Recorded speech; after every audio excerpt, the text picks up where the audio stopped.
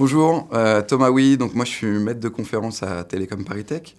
Alors j'appartiens à l'Institut interdisciplinaire de l'innovation, ICUB, qui regroupe plusieurs laboratoires de sciences sociales, à Polytechnique, aux Mines et à Télécom ParisTech. Et donc moi j'appartiens au département sciences économiques et sociales de Télécom ParisTech. Alors, pendant le quart d'heure que l'on va avoir ensemble, ce que je vous propose, c'est de vous exposer ma thèse. Alors, ma thèse, c'est l'idée selon laquelle les entreprises doivent opérer une révolution copernicienne en matière d'innovation. Elles doivent opérer un demi-tour numérique. Avant, elles innovaient d'une certaine façon, et le digital renverse complètement cette façon d'innover, à la fois de penser l'innovation, de la concevoir et de la mettre sur le marché. Alors, ce que je vous propose, c'est que je vais sélectionner quelques bonnes pratiques d'innovation, celles que l'on faisait avant, et je vais vous montrer comment le digital les renverse une à une. Alors, prenons une première bonne pratique d'innovation complètement renversée par le digital. Avant, lorsque l'on essayait d'innover, une des premières choses que l'on faisait, c'est que l'on copiait les champions. Vous vouliez créer un réseau social, vous dites « Ok, je vais identifier le champion des réseaux sociaux », et très vite, vous arrivez sur Facebook. L'idée derrière, c'est d'essayer d'identifier les facteurs clés de succès de Facebook, et vous allez très vite arriver sur les méthodes agiles. Facebook est très connu pour avoir fait des méthodes agiles de manière assez avancée. Donc vous vous dites, ok, je vais faire des méthodes agiles parce qu'il semblerait que ce soit la bonne façon de faire des réseaux sociaux. Si vous faites ça, vous commettez une erreur méthodologique grave.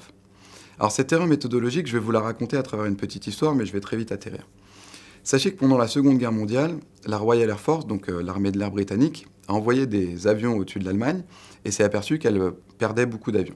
Et donc ils se sont dit, ok, dès qu'un avion revient sur le territoire anglais, je vais l'auditer pour savoir où cet avion prend les balles. Et donc ils se sont aperçus que beaucoup d'avions prenaient des balles au niveau des ailes. Contre-mesure assez intuitive et évidente, ils renforcent la zone de blindage au niveau des ailes. Ils renvoient les avions au-dessus de l'Allemagne.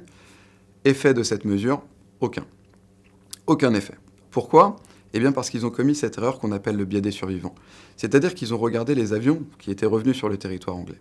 Mais s'ils avaient regardé les avions qui étaient morts au combat, au-dessus de l'Allemagne, ces avions prenaient les balles dans le réservoir.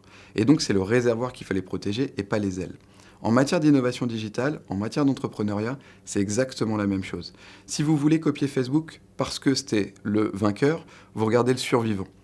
Et donc si vous faites des méthodes agiles parce que le vainqueur a fait des méthodes agiles, ce que vous oubliez, c'est qu'en fait, des startups qui sont mortes au combat et qui ont fait des méthodes agiles, il y en a beaucoup. Et donc vous commettez cette erreur du biais des survivants si vous copiez les champions. Et donc dans le digital, il ne faut pas copier les champions, il faut plutôt s'inspirer des échecs, ou en tout cas d'un panel représentatif composé de succès et d'échecs. Prenons une deuxième bonne pratique renversée par le digital. Celle selon laquelle il faut externaliser ce que l'on ne sait pas faire et internaliser ce que l'on sait faire. Dans l'ancien monde, il était assez logique d'externaliser ce que l'on ne savait pas faire. Sauf que dans le digital, désormais, lorsque vous externalisez quelque chose que vous ne savez pas faire, eh bien, il est fort à parier que vous allez payer très cher, que vous allez attendre longtemps et que la qualité du dispositif que l'on va vous fournir va être de qualité basse. Pourquoi ? Eh bien, parce que si vous ne maîtrisez pas le digital et que vous passez par un prestataire, alors, évidemment, ce prestataire va vous imposer un prix beaucoup trop élevé, avec une qualité qui va être basse et que vous ne pourrez pas évaluer parce que vous ne connaissez pas suffisamment le digital, et avec des délais qui sont beaucoup trop longs. Voilà pourquoi dans le digital, il est très compliqué d'externaliser, et à l'inverse, lorsque vous externalisez quelque chose que vous connaissez bien, eh bien vous savez exactement ce que vous pouvez en attendre en termes de prix, en termes de délai et en termes de qualité. Prenons une autre bonne pratique renversée par le digital. Avant, dans le monde brick and mortar, et puis même dans le monde du digital d'il y a 5 ou 10 ans, lorsque l'on voulait innover, on fixait d'abord des objectifs, et puis après on essayait de mobiliser les ressources pour atteindre cet objectif. Si on fait ça, on a un raisonnement qu'on appelle causal. Et alors, la raison pour laquelle j'ai fait ce livre, Le demi-tour numérique, c'est aussi pour partager les résultats de la recherche en entrepreneuriat, qui sont désormais assez avancés et qu'on n'a pas assez partagé avec les praticiens. Il y a une femme qui s'appelle Sarah Sarasvati et qui a créé le concept d'effectuation pour expliquer justement qu'il ne faut pas préjuger des objectifs que l'on veut atteindre. Alors, pour vous exposer le concept d'effectuation, je vais vous raconter une petite histoire qu'elle prend souvent pour distinguer les raisonnements que l'on appelle causaux et les raisonnements que l'on appelle effectuaux. Si ce soir vous voulez faire un super dîner, alors beaucoup d'entre vous vont d'abord l'imaginer. Ils vont le fixer comme un objectif. Ils vont se dire « Ah ok, je veux faire ça. Et puis après avoir identifié cet objectif, ils vont mobiliser les ressources pour atteindre cet objectif. Donc ils vont faire les courses, ils vont éventuellement regarder la recette sur Marmiton, et l'objectif va être d'atteindre le but qu'ils ont préalablement fixé. En matière digitale, il faut faire tout l'inverse. Sarah Sarasvati a été interviewée de nombreux entrepreneurs à succès et ont montré qu'en fait, leur raisonnement n'est pas causal, mais effectual. C'est-à-dire que face à cette question, faire un dîner parfait, alors ils ne vont pas d'abord préjuger de l'objectif. Ce qu'ils vont faire, c'est qu'ils vont d'abord ouvrir leur frigo et donc regarder les moyens qui sont en leur possession. Et puis, sur la base de ces ressources, ils vont expérimenter, entrer dans des boucles qu'on appelle de test and learn, pour à la fin arriver à un endroit qu'ils n'auraient jamais imaginé. Voilà une autre bonne pratique d'innovation avec le digital, ne pas préjuger des objectifs, donc ne pas faire de business plan, mais plutôt partir des ressources que l'on a en sa possession pour entrer dans des boucles itératives de test and learn. Prenons une autre bonne pratique renversée par le digital, celle selon laquelle il faut d'abord produire l'innovation et puis après vendre l'innovation. Alors si vous faites ça, vous allez perdre beaucoup de temps et beaucoup d'argent. Produire une innovation, lorsque l'on est un grand groupe, c'est engager beaucoup de coûts en R&D et puis aussi dépenser beaucoup de temps pour à la fin aller au marché et d'entrer dans beaucoup de cas avoir le marché qui vous dit non, moi j'ai pas de sensibilité par rapport à cette innovation et donc j'achète pas. Dans le digital, désormais, plus rien ne se produit avant d'avoir été vendu au préalable. Alors, il y a une phrase qu'on aime bien, qui est très connue dans le milieu et dans l'écosystème entrepreneurial, qui dit « Fake it until you make it ». Fais semblant de l'avoir fait avant de le faire. Alors, celui qui nous l'a appris, c'est Drew Houston.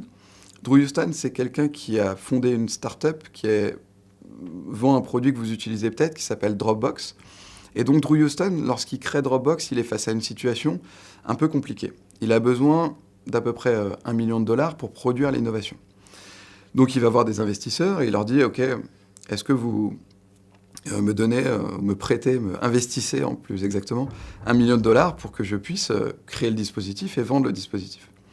Et donc les investisseurs lui répondent « Ok, in God we trust, all others bring data ».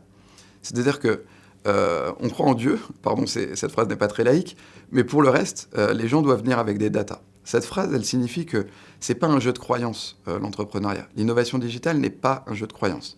L'innovation digitale, c'est un jeu scientifique, et on veut des preuves scientifiques de l'appétence du marché par rapport à la solution que vous allez proposer. Oui, mais sauf que donc, Drew Houston est dans un cercle vicieux. Puisqu'il n'a pas l'argent, il ne peut pas concevoir son dispositif, et donc le proposer aux gens pour savoir s'ils le veulent ou pas. Et donc, il a cette idée de faire une petite vidéo. Et donc, cette vidéo, elle est disponible si vous tapez MVP pour Minimum Viable Product Dropbox sur YouTube. Vous allez tomber sur cette vidéo. C'est un fake total. Et il propose le dispositif aux gens. Sur un site, en l'occurrence, qui s'appelle Hacker News, qui est assez regardé aux États-Unis. Et là, il va recevoir plein de mails de gens qui lui disent « Waouh, ton produit est génial, comment je fais pour me le procurer ?» Quand il a fait ça, quand il a reçu ces plusieurs dizaines de milliers de mails, eh bien, il a d'abord vendu son dispositif avant d'avoir produit le dispositif. Il n'avait pas créé une ligne de code, mais il avait simplement fait un fake, une vidéo, pour la proposer aux gens. Eh bien, quand vous avez fait ça, vous avez d'abord vendu votre dispositif avant de le produire. Vous avez testé ce qu'on appelle le product market fit, c'est-à-dire l'appétence du marché pour votre dispositif. Et une fois que vous avez la certitude de ce product market fit, alors seulement à ce moment-là, vous pouvez aller produire votre dispositif parce que vous savez qu'il va être acheté. Voilà, donc là j'en ai pris 5. Donc en fait, arrêtez de copier les champions, arrêtez de se fixer des objectifs à travers des business plans, arrêtez d'externaliser ce que l'on ne sait pas faire, mais plutôt internaliser ce que l'on ne sait pas faire. Et en fait, vous remarquerez que toutes ces nouvelles bonnes pratiques d'innovation, elles sont profondément contre-intuitives. Et en guise de conclusion, j'aimerais aussi vous dire qu'elles sont aussi très compliquées pour les grands groupes. Parce que, pour le faire de manière caricaturale, c'est comme si un directeur de l'innovation arrivait au COMEX et disait « Ok, j'ai pas de vision, l'intuition ne sert plus à grand-chose, on va pas dérouler des plans sur 10 ans, donc j'ai pas de roadmap et puis je demande pas de budget. Qu'est-ce qu'on va faire ? On va bricoler, on va partir des ressources en notre possession, et puis on va arrêter de se challenger sur le retour sur investissement, on va plutôt expérimenter, entrer dans des boucles de test and learn. C'est difficilement audible pour un grand groupe. Par contre, pour une start-up, c'est beaucoup plus dans leur ADN. La sérendipité, ce chemin un peu hasardeux, en allant tester des choses ça et là. C'est beaucoup plus simple pour une start-up, c'est beaucoup plus compliqué pour un grand groupe.